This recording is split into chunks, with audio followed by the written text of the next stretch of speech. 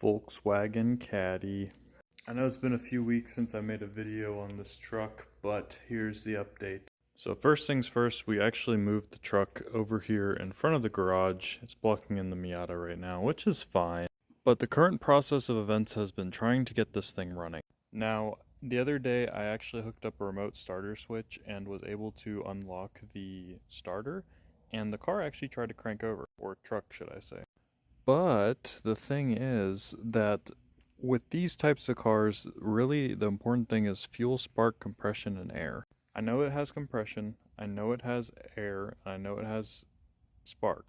Kinda. I was gonna try and swap out the spark plugs today, but that kinda changed because while I was working on the spark plugs, my buddy was actually working on getting out the fuel pump. And what we found kinda sucked.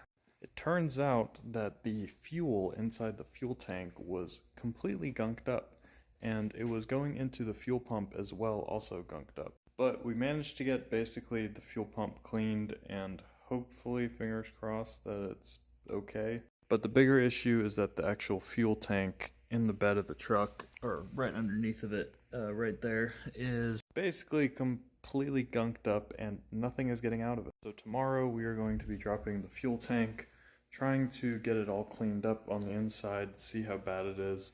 Worst case scenario, I'll have to buy a new fuel tank and probably have to run new fuel lines up to the engine. But I also did not realize that this is actually what's called a CIS engine, and that means that it's continuous injection. Oh, look at that spiner right there. That means it is fuel injected and not carbureted. Who would have known? Anyways, that's the update.